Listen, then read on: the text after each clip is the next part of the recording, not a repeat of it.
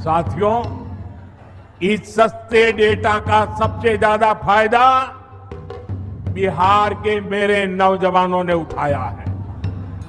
ये जो रील्स पर रील्स बन रही है ना, सारी क्रिएटिविटी दिख रही है, उसमें भाजपा और एनडीए की नीतियों का बहुत बड़ा योगदान है।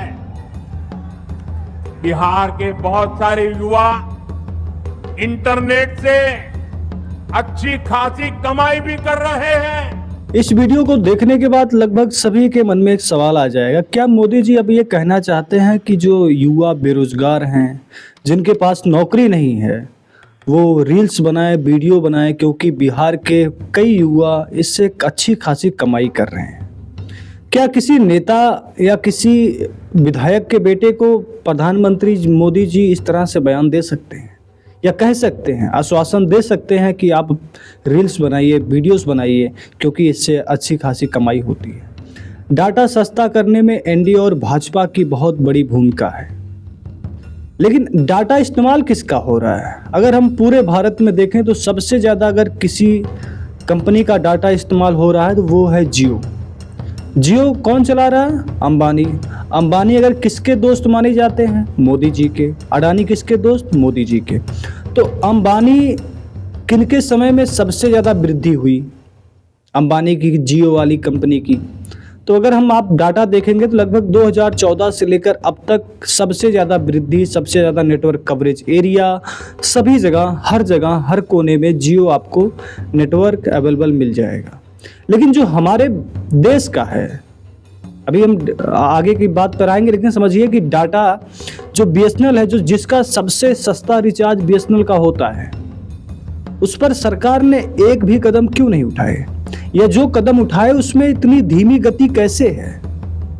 अगर आज बीएसएनएल हर गांव, हर गली, हर जगह नेटवर्क होता तो आज हमारे कितने पैसे बचते होते। अगर सरकार इसमें बड़ी काम करती, जैसे कि जियो ने किया, या जियो कंपनी अंबानी ने किया, या फिर अडानी के लिए जिस तरह से प्रोजेक्ट दिए जाते हैं, अडानी के लिए जिस तरह से काम किए जाते हैं, उसी तौर पर अगर बीएसएनएल को महत्व दी गई होती और बीएसएनएल को भी संचार में, उसके नेटवर्क क्षेत्र में और उसके जगह जगह कम से कम हर गांव तक पहुंचाने में अगर सरकार ने सही से काम किया होता तो शायद आज हमारे 145 करोड़ या 150 करोड़ भाइयों का डेली का कम से कम मान चलो 5 से 6 रुपये बचते सिम रिचार्ज के, और अधिक हो सकते थे। आज भी अगर आप देखेंगे तो मंथली का लगभग 100 या 150 के अंदर हो जाता है बीएसएनएल का।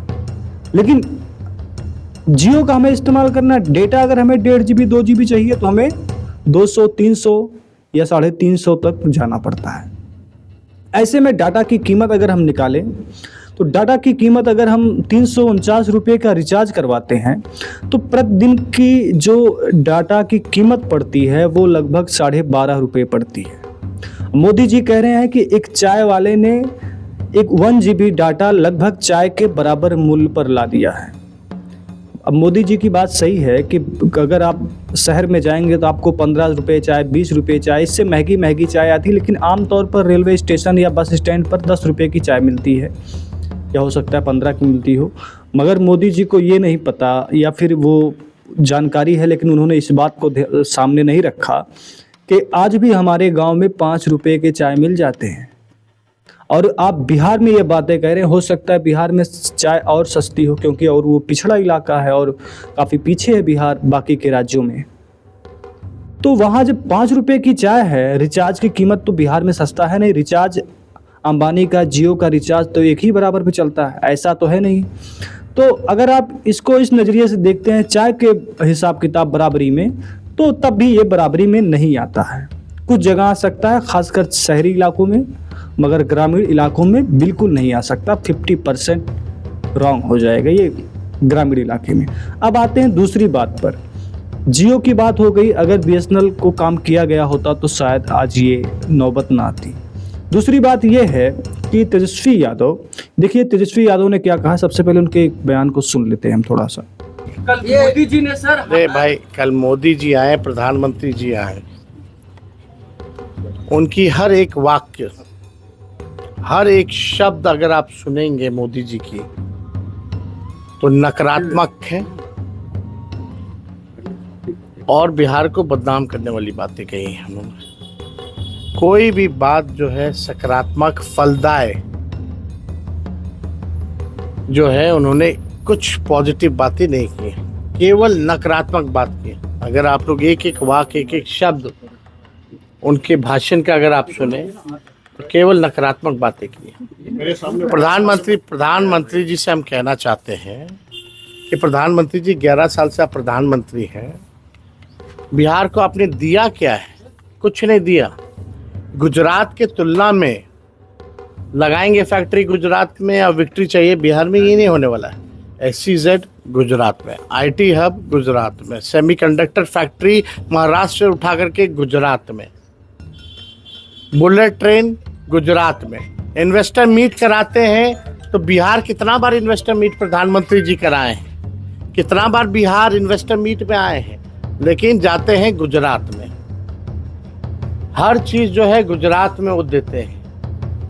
इंटरनेशनल स्टेडियम बनाते हैं, अपने नाम पे बनवाते हैं, खेल कूद करवाते हैं तो गुजरात में करवाते हैं, लेकिन बिहार को उन्होंने केवल ठगा है और बिहार की जनता उनसे हिसाब मांग रही है। आप देखिएगा बिहार जो है हर मामले में गुजरात से बड़ा है। हर 10वां व्यक्ति जो है देश का वो बिहारी है, लेकिन उन्होंने बिहार के लिए क्या किया? केवल जो है बिहार को ठगने का काम किया प्रधानमंत्री जी ने। जितना उन्होंने गुजरात को दिया उसका 1% भी नरेंद्र मोदी जी ने बिहार को जो है नहीं दिया। तो बिहार की जनता बेवकूफ़ नहीं है, बिहार की जनता सब समझ चुकी है और हर चीज़ का हिसाब बिहार की जनता मांग रही है। देखिए, तेजस्वी के पूरे बयान से एक चीज तो साफ होता है कि तेजस्वी जिस राजनीति को इस टाइम पर या उनके जुबान पर जो बयान है, जो भाषण है, वो भाजपा उसकी काट नहीं निकाल पा रही है। चाहे वो हर घर में एक सरकारी नौकरी होगी, भले ये आंकड़ों से संभव नहीं लगता है और ना हो सकता है कि हर घर में बिहार में नौकरी दी जा सकती है, कहीं नहीं हो सकता। लेकिन अगर मोदी जी ये कह सकते हैं कि हर व्यक्ति के अकाउंट में 15 से 20 लाख यूं आ जाएंगे, या काला धन आ जाएगा, या फिर 2 करोड़ नौकरी प्रति वर्ष दी जाएगी, तो उसके जायजे पर इसको अगर रखा जाए तो मोदी जी के हिसाब से देखा जाए तो वो सत्य होता है, ऐसा हो सकता है। तो हर शब्दों का, हर बयान का, हर भाषण का इस टाइम पर कहीं ना कहीं बीजेपी फंसती जा रही है। और पूरे बयान में अगर आप देखेंगे, अमित शाह तो घुसपैठी है और गुंडा राज, इसी मामले पर जंगल राज, इसी मामले पर तुले हुए हैं। पिछले 20 सालों से बिहार में सरकार और 11-11.5 सालों से केंद्र में सरकार है, लेकिन अगर आज भी जंगल राज को याद किया जा रहा है तो ये बहुत बेतुकी बात है, क्योंकि इस तरह से अगर कोई संवैधानिक पद पर बैठा हुआ व्यक्ति अगर 20 साल पहले की बात करता है तो वो मुझे लगता है कि थोड़ा सा अटपटा हो जाता है। अब हम दूसरी बात करते हैं कि मोदी जी ने कुछ दिनों पहले कहा था कि हमने बिहार के लिए वहाँ जो छठ की पूजा है, दीपावली की जो अवसर है, उस पर कम से कम, अब मेरे पास आंकड़ा नहीं, लेकिन जो खबर आई थी उसमें लगभग 12,000 आंकड़े बताए गए थे। और आंकड़े जो बताते हैं लगभग 13 से 14,000 रेलवे शायद भारत में चलते हैं। ऐसे में ये कितना बड़ा झूठ है, इसको भी सोचा जाना चाहिए और समझा जाना चाहिए। आप देखिए कांग्रेस के लीडर्स ने यहाँ पर क्या कहा है। साथियों, आप और हम सब जानते हैं कि आज प्रदेश के अंदर जिस प्रकार से बिहार वासी अपने आप को असहाय और बिना किसी उम्मीद के देख रहे हैं, प्रदेश के अंदर जो नौयुवक साथी है, पढ़ा लिखा साथी है, नौयुवा साथी है, बेरोजगार अपने आप को महसूस कर रहा है, लेकिन आने वाले दिनों में उसे एक भी ऐसी संभावनाएं नजर नहीं आ रही जिसके चलते हुए उसे आशा और उम्मीद हो कि अपने माँ बाप की कड़ी कमाई के चलते हुए जो अध्ययन, जो शिक्षा उसने प्राप्त की, उसके चलते हुए वह अपने परिवार को, अपने माँ बाप को किसी नौकरी के सहारे कोई मदद कर पाए। बेरोजगारी आपने देखा कि चरम सीमा पर है, दूसरी तरफ महंगाई चरम सीमा पर है, रुपया जो पास में 2 कमा कर लाते थे उसकी भी कीमत आधे से भी कम हो गई है। और ऐसे अवसर पर अगर इस प्रकार का लोगों की भावना का मजाक अगर उड़ाया जाता है तो ये वाकई में निंदनीय है, उसकी हम घोर निंदा करते हैं। साथ ही साथ इस सरकार से ये भी मांग करते हैं कि कम से कम जो जनगणना के टाइम पे और पिछली सरकार की ही ई श्रम पोर्टल को अगर आप देखें, जिसमें बहुत ही विशेष रूप से उल्लेख किया गया है कि बिहार से जो लोग नौकरी की तलाश में पलायन किए हुए हैं, अगर आप उनकी संख्या देखें तो ये 3 करोड़ 18 लाख से भी ज्यादा की संख्या का ये संख्या उसमें दर्ज की गई है सरकार के ही ई पोर्टल में। तो आप अंदाज लगा सकते हैं कि 3 करोड़ 18 लाख लोग जब अपने प्रदेश में, अपने देश, अपने घर, अपनी भूमि, अपनी जमीन पे इस पर्व में भावनात्मक रूप से जुड़कर और जब यहां पहुंचना चाहते हैं तो कम से कम सरकार को वास्तविकता में इसकी व्यवस्था काफी पहले से और सुचारू रूप से कर सकती थी। लेकिन जैसा कि आप जानते हैं कि पूरे प्रदेश के अंदर ही नहीं बल्कि जिसे डबल इंजन सरकार और ट्रिपल इंजन सरकार का नारा बार बार इस देश के गृह मंत्री और प्रधानमंत्री देते हैं, इस देश के प्रदेश के मुख्यमंत्री वाहवाही लूटने के लिए कई चीजों की गिनती गिनाते हैं, लेकिन जमीन पर एक भी ऐसी कोई उपलब्धि नजर नहीं आती जिससे इन श्रद्धालुओं को किसी प्रकार की राहत मिले। तो आज हम यही कह सकते हैं कि ये भारतीय जनता पार्टी, माननीय नीतीश जी की सरकार, नीतीश जी बिहार वासियों का सम्मान करें, उन्हें जिस प्रकार से दूसरे दर्जे और तीसरे दर्जे का नागरिक समझकर उनका मजाक उड़ाया जा रहा है वो बंद करें और इस प्रकार के पर्व को राजनीतिकरण ना करते हुए वास्तविकता में श्रद्धालुओं को, लोगों को घर पहुंचने में जो मौलिक सुविधाएं हैं वो उपलब्ध कराएं। आपने इस पूरे वीडियो को यहाँ तक देखा, आप लोगों का बहुत बहुत धन्यवाद। आप हमारी वीडियो को लाइक करिए, चैनल को सब्सक्राइब करिए और हम कल की रणनीति और कल की वीडियो में थोड़ी सी जानकारी आपको दे देंगे कि आखिर मोदी जी और नीतीश का सीएम फेस चेहरा नहीं करना और चिराग पासवान को कहीं बोलने से रोक दिया जाना, इसमें क्या अंदर की बात है, इस पर थोड़ी सी हम गहराई से बात करेंगे।